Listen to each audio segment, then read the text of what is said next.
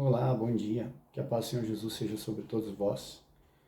Tenho orado ao Senhor e pedido uma direção do que falar para a igreja, o que falar para os irmãos, e o Senhor me traz que temos vivido hoje um cristianismo frágil, um cristianismo de cristal. Nós já devemos ter ouvido falar, pelo menos a maioria aqui já deve ter ouvido falar, que hoje nós temos uma juventude, uma geração de cristal. Alguns chamam de geração Z, correto? Que é uma juventude frágil, que não aceita ser contrariada, que não aceita disciplina, que gosta de viver uma vida libertina, sem regras, sem horário para acordar, sem horário para dormir, sem responsabilidades. A gente sabe que quando Cristo nos deu a missão de sermos a igreja, a noiva do Cordeiro, nós, a igreja, é que devíamos contagiar o mundo com a verdade do reino de Deus. Mas o que tem acontecido nos últimos anos é que o mundo tem contaminado a igreja com seus padrões. Se nós pararmos para pensar e formos justos, as igrejas, se nós lembrarmos lá da primeira igreja evangélica que veio parar no Brasil em 1911, a Assembleia de Deus, com todo respeito aos irmãos missionários inspirados pelo Espírito Santo da época, não desmerecendo alguns santos que viveram através da doutrina católica, mas que também tinham um amor de evangelizar no Senhor. Eu não estou aqui para julgar a placa nem a doutrina em si, e sim o fruto. Mas daquela época para cá, nós temos uma igreja modernizada. Antigamente nós tínhamos o louvor, nós tínhamos a pregação. Hoje nós temos palestras e o louvor se tornou um show gospel. As igrejas têm canhões de luzes e telões ao fundo, onde, se você olhar, igrejas com 3.000 membros, 5.000 membros, num único culto, não tem um sequer com a Bíblia nas mãos. Não tem nem iluminação para você fazer uma leitura bíblica. Aí muitos vão dizer, não, mas já está tudo no telão. Mas não é esse o propósito.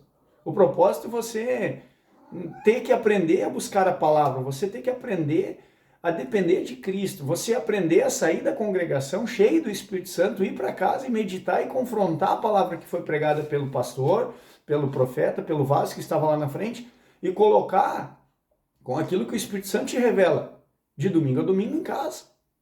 Agora, se você é um cristão que só dentro da igreja você busca a palavra, só dentro da igreja você ora, só dentro da igreja você faz o estudo bíblico, que facilidade você vai ter de crescer? Nenhuma. Porque a sua vida toda vai ser totalmente dependente de líderes, de homens. Porque você não aprendeu a depender da unção que habita em ti, você não aprendeu a fazer com que o filho varão que já habita em ti, o novo eu, o novo homem, venha a florescer, a frutificar, a amadurecer dentro de ti. Se você deixar um bebê sem alimento, esse bebê morre. A palavra diz que nós nascemos da água e do Espírito, que nós somos agora nova criatura. Então, uma nova vida foi formada em nós pela fé no nome de Jesus Cristo.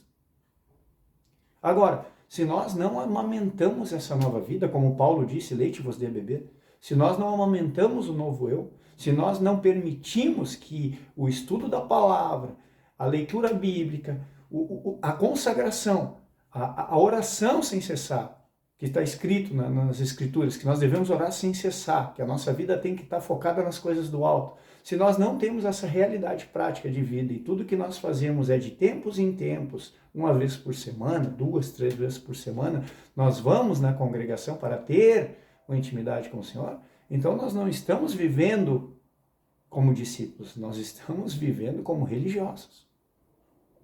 Se você ler o livro de Atos, você vai ver que todos os dias eles perseveravam unânimes na palavra, na doutrina dos apóstolos. O que é a doutrina dos apóstolos? É o Novo Testamento que nós temos hoje, que naquela época era nos concedido por tradição oral no primeiro século, porque ainda não existiam os livros, os evangelhos que foram escritos, que hoje nós temos acesso.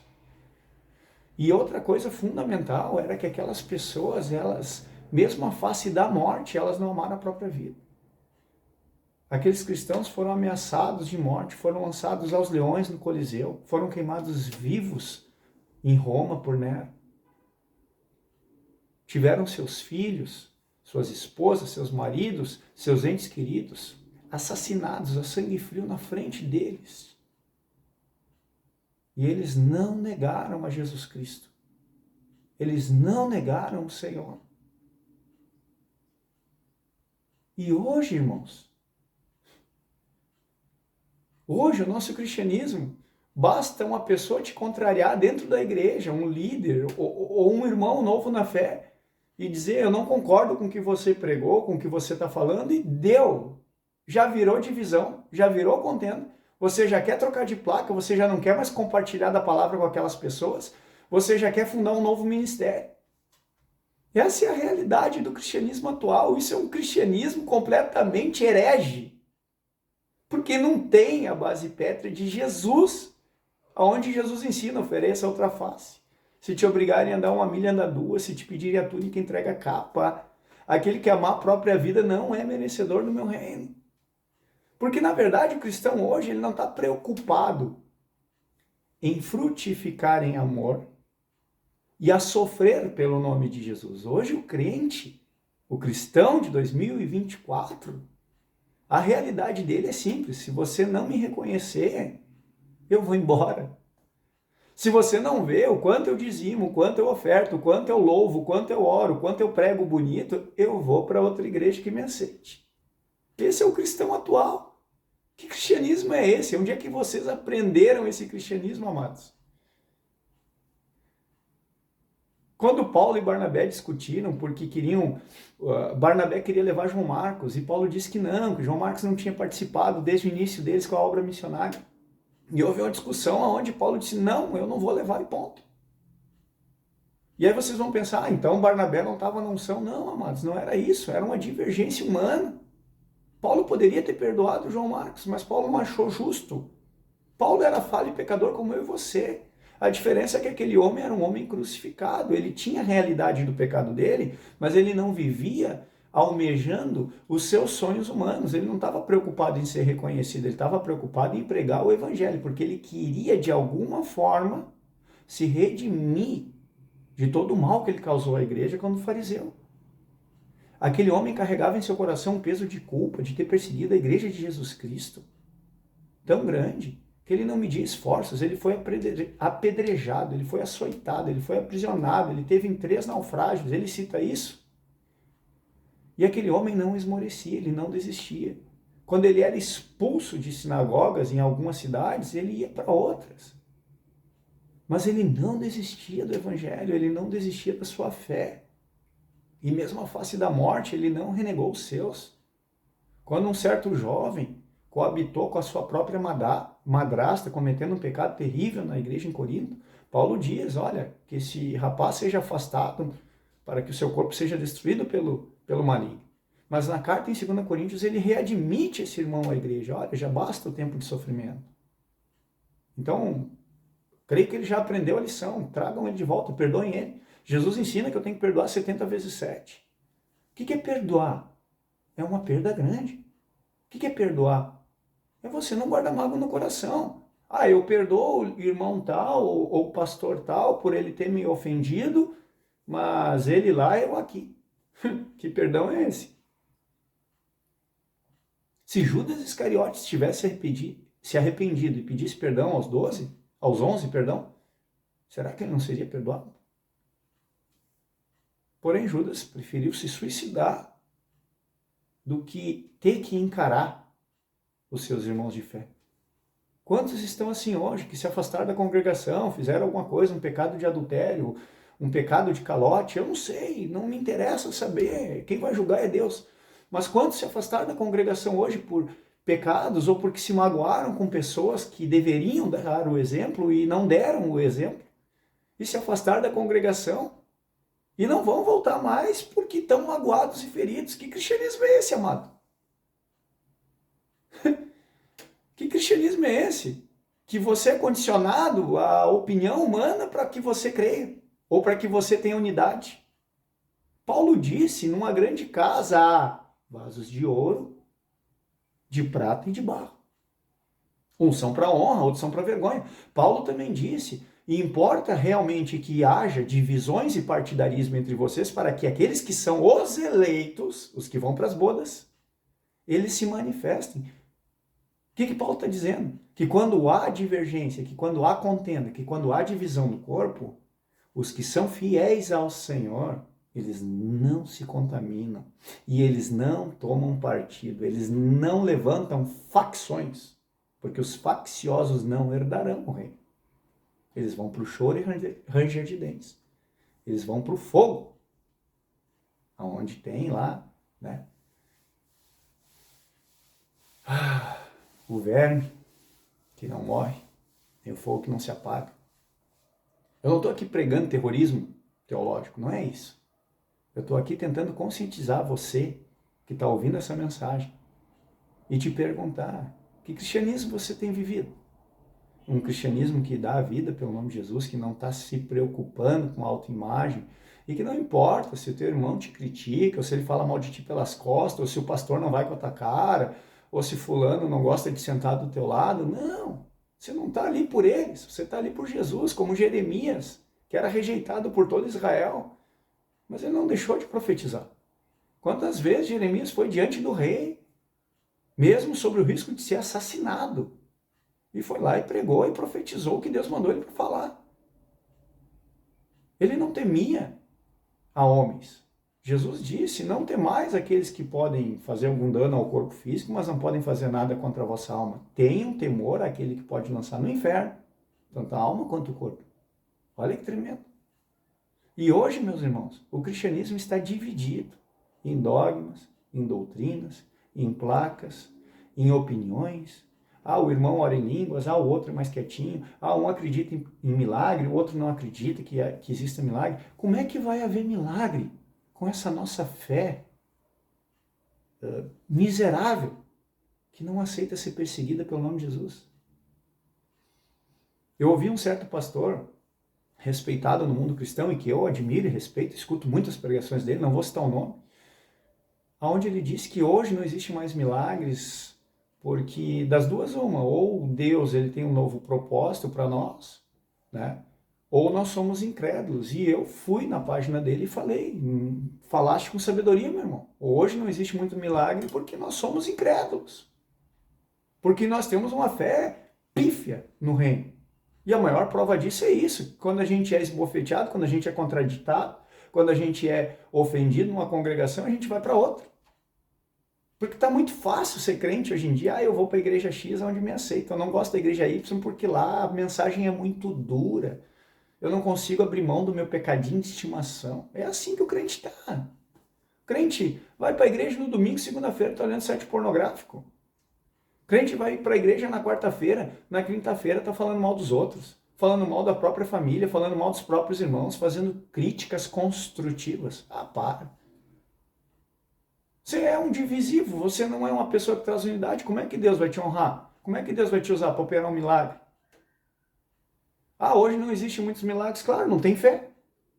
Jesus disse em Lucas 18, quando voltar o Filho do Homem, vai achar porventura fé na terra. O amor de muitos ia se esfriar. Cadê o amor?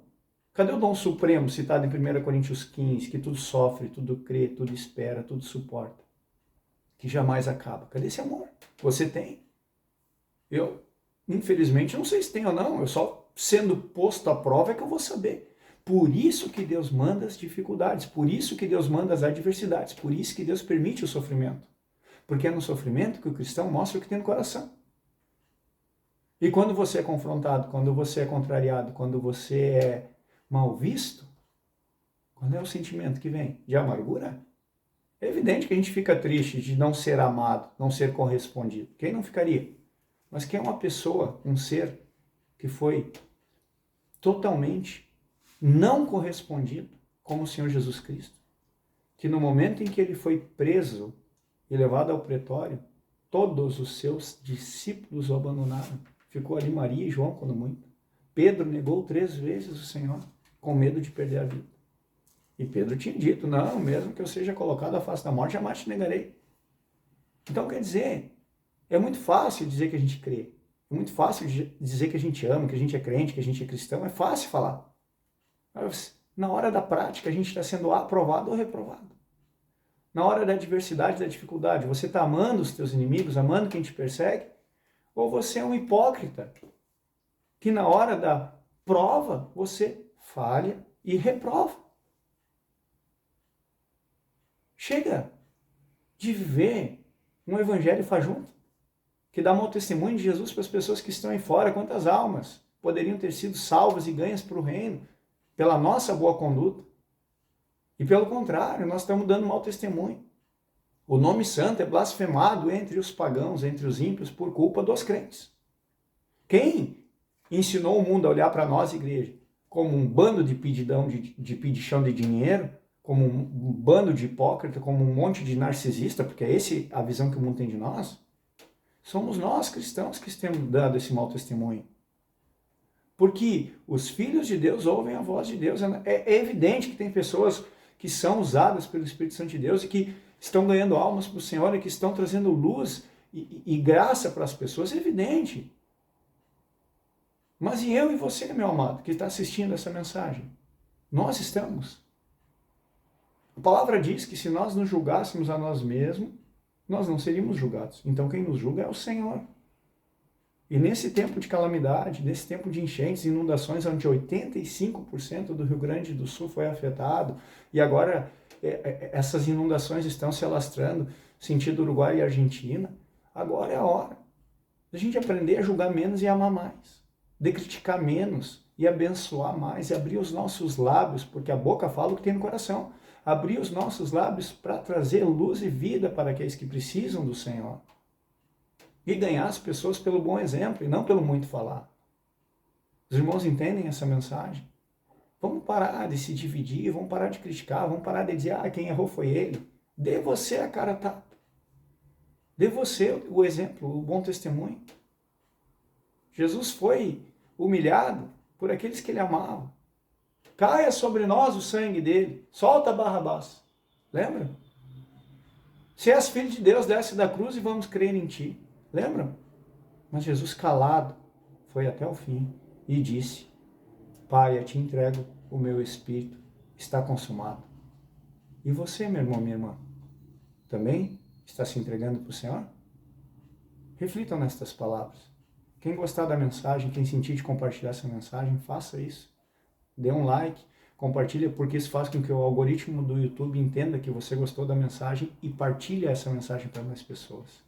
Se nada que foi dito agregou vida a você, então, louvado seja o nome do Senhor. Deus abençoe a todos.